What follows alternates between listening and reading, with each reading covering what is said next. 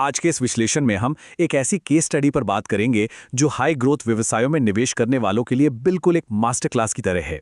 हमारा फोकस इस बात पर रहेगा कि कॉर्पोरेट लेवल पर होने वाले वित्तीय कुप्रबंधन यानी फाइनेंशियल मिसमैनेजमेंट के शुरुआती संकेतों को कैसे पहचाना जाए।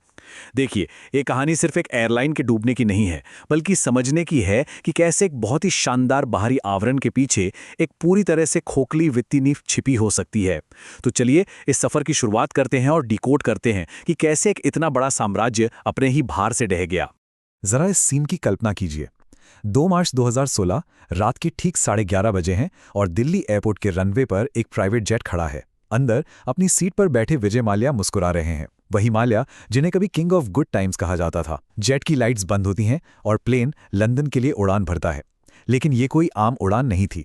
इस एक उड़ान के साथ ही भारतीय बैंकों का लगभग 9,000 करोड़ रुपए का बकाया कर्ज पीछे छूट गया। अब सवाल ये है कि ये नौबत आई कैसे? देश के सबसे सफल उद्योगपतियों में गिने जाने वाले एक इंसान को आधी रात को देश छोड़कर क्यों भागना पड़ा? तो आइए सबसे पहले 2005 के उस दौर में चलते हैं जब इस ग्रोथ का एक बहुत बड़ा भ्रम यानी एक इल्यूजन बुना जा रहा था। जब किंगफिशर एयरलाइंस लॉन्च हुई तो उन्होंने एक ऐसा बिजनेस मॉडल पेश किया जो सुनने में तो बहुत शानदार लगता है। यात्रियों को 5 स्टार जैसी लग्जरी दी जाए, लेकिन टिकट का दाम बिल्कुल कम रखा जाए। हर फ्लाइट में प्रीमियम खाना, पर्सनल टीवी स्क्रीन्स, बेहतरीन सर्विस, सब कुछ। आम जनता के लिए तो एक कमाल का आइडिया था, है ना? लेकिन अगर अर्थशास्त्र के नजरिए से देखें तो ये मॉडल पहले ही दिन से अस्थिर था। कम लागत में आप इतनी अत्यधिक लग्जरी सस्टेन नहीं कर सकते। ये वो सबसे पहला और बुनियादी संकेत था जिसे मार्केट को पकड़ना चाहिए था। लेकिन उस वक्त इस मॉडल ने बाजार में एक ऐसा तूफान ला दिया कि रेवेन्यू कुछ ही समय में 500 करोड़ से उछलकर सीधा 3,000 करोड़ रुपए तक पहुंच गया। जरा सोचिए, पहले ही 6 महीनों में 2 लाख यात्रियों ने इसमें सफर किया। जो लोग पहले ट्रेन या बस से जाते थे वो अब किंगफिशर की फ्लाइट्स ले रहे थे। इस अविश्वसनीय तेजी ने एक ऐसी हाइप क्रिएट कर दी जिससे बाहर से ऐसा लगा कि ये कंपनी तो बस आसमान छूने ही वाली है। लेकिन इसी दौरान पर्दे के पीछे कुछ और ही चल रहा था। जैसे जैसे एयरलाइन का विस्तार हुआ, एसबीआई, पीएनबी और आईडीबीआई जैसे बैंकों से हजारों करोड़ के भारी भरकम लोन लिए गए। और चौंकाने वाली बात यह है कि इन पैसों का एक बहुत बड़ा हिस्सा बेहद असाधारण निजी शौकों को पूरा करने में डाइवर्ट हो गया। 250 लग्जरी कारें, न्यूयॉर्क से लेकर मोनाको तक आलीशान बंगले, फॉर्मूला 1 की टीम, आईपीएल टीम और 311 फुट लंबा प्राइवेट यॉट। एक इन्वेस्टर के तौर पर जब आप देखते हैं कि कंपनी कर्ज पर कर्ज ले रही है और प्रमोटर की लाइफस्टाइल इस हद तक भव्य होती जा रही है, तो ये खतरे की बहुत बड़ी घंटी है। अब आते हैं उस हिस्से पर जो निवेश के लिहाज से सबसे क्रिटिकल है, वो शुरुआती चेतावनियां और रेड फ्लैग्स जिन्हें पूरी तरह से अनदेखा कर दिया गया। जब कोई कंपनी बहुत आक्रामक तरीके से स्केल कर रही हो तो उसके अंदरूनी हालातों को समझना बहुत जरूरी हो जाता है। 2008 की बात है। अकाउंट्स डिपार्टमेंट के एक साधारण से क्लर्क ने कंपनी के यूनिट इकोनॉमिक्स का गणित लगाया और एक खौफनाक सच्चाई सामने रखी।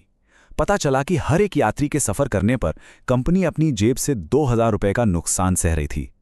यह स्पष्ट प्रमाण था कि कम दाम में लग्जरी वाला वो शुरुआती मॉडल कंपनी को अंदर ही अंदर खोखला कर रहा था।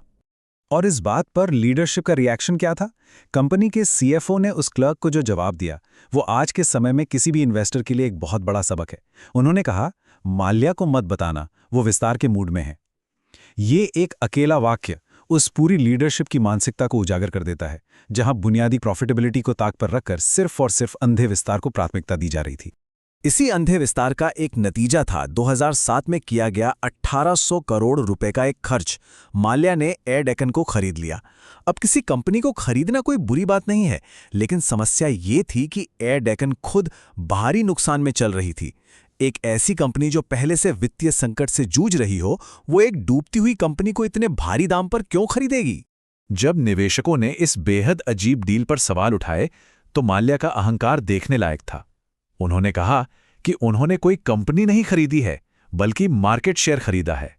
देखिए, अक्सर मैनेजमेंट अपनी गलतियों को ऐसे ही फैंसी शब्दों के पीछे छिपाने की कोशिश करता है, लेकिन असलियत तो यही है कि मार्केट शेयर का कोई मतलब नहीं रह जाता अगर आपकी हर उड़ान आपको सिर्फ भारी घाटा दे रही हो। आखिरकार इस पूरे खेल को बैंकिंग सिस्टम के अंदर बैठे एक वरिष्ठ अधिकारी ने पकड़ लिया। एसबीआई के रिस्क असेसमेंट डिपार्टमेंट ने एक बहुत ही सटीक बात पॉइंट आउट की। किंगफिशर लगातार कर्ज ले रही थी, लेकिन प्रॉफिट में कोई वृद्धि नहीं थी। पैसा उधार तो लिया जा रहा था, लेकिन उसे वापस चुकाने की कोई ठोस योजना कहीं नजर नहीं आ रही थी। वित्तीय कुप्रबंधन का इससे स्पष्ट संकेत और क्या हो सकता है? और जब बुनियाद ही इतनी कमजोर हो तो ताश के महल को ढहने में ज्यादा वक्त नहीं लगता। पतन का ये घटनाक्रम बहुत तेजी से आगे बढ़ा। 2008 में वैश्विक आर्थिक मंदी आई, जिसने फ्यूल के दाम बढ़ा दिए और एयर ट्रैवल कम कर दिया। पहले से कमजोर कंपनी ये झटका नहीं सह पाई। 2010 तक मीडिया में ये बात लीक हो गई कि कंपनी 7,000 करोड़ के कर्जे में डूब चुकी है। ये एक चेन रिएक्शन की तरह था। 2012 आते आते सेफ्टी और वित्तीय कारणों से रेगुलेटर ने लाइसेंस ही रद्द कर दिया और आखिरकार 2016 में बैंकों ने उन्हें विलफुल डिफॉल्टर घोषित कर दिया। इस साम्राज्य के गिरने का असर बिल्कुल विनाशकारी था। बैंकिंग सिस्टम का लगभग 9,000 करोड़ रुपया डूब गया और हमें ये नहीं भूलना चाहिए कि ये बैंकों का अपना पैसा नहीं था, ये आम जनता की मेहनत की कमाई और टैक्स का पैसा था। इसके अलावा 7,000 कर्मचारियों की नौकरियां रातों रात चली गईं, जिनमें से कईयों को 6 से 8 महीने का वेतन तक नहीं मिला था। एक इंसान के अहंकार और वित्तीय कुप्रबंधन की कीमत हजारों लोगों ने चुकाई। तो इस पूरी केस स्टडी से हम वास्तव में क्या सबक ले सकते हैं? भविष्य में निवेश करते समय इन 3 बेहद क्रिटिकल बातों का ध्यान रखना चाहिए। पहला, यूनिट इकोनॉमिक्स की तुरंत जांच करें। अगर कंपनी अपनी हर सर्विस या प्रोडक्ट पर पैसा गंवा रही है तो वो ग्रोथ सिर्फ एक छलावा है। दूसरा, अगर किसी कंपनी के विस्तार के साथ साथ उसका कर्ज तेजी से बढ़ रहा है तो मैनेजमेंट से तीखे सवाल पूछे जाने चाहिए। और तीसरा, ग्रोथ जितनी तेज दिखे, ड्यू डिलिजेंस यानी गहन जांच उतनी ही सख्त होनी चाहिए। एक मजबूत बिजनेस हमेशा लाभदायक नींव पर टिका होता है, ना कि किसी इल्यूजन पर। खैर, इस भारी नुकसान के बाद सिस्टम में कुछ जरूरी बदलाव जरूर आए। इस पतन ने भारतीय बैंकिंग सिस्टम को नींद से जगा दिया। आरबीआई को बड़े कॉर्पोरेट लोन्स के नियमों को काफी सख्त करना पड़ा और जानबूझकर कर्ज न चुकाने वालों यानी विलफुल डिफॉल्टर्स पर नकेल कसने के लिए कड़े कानून बनाए गए। ये एक बहुत महंगा सबक था जिसने पूरे सिस्टम को अपनी खामियां सुधारने पर मजबूर किया। आज के इस विश्लेषण को हम एक विचारणीय सवाल के साथ खत्म करेंगे।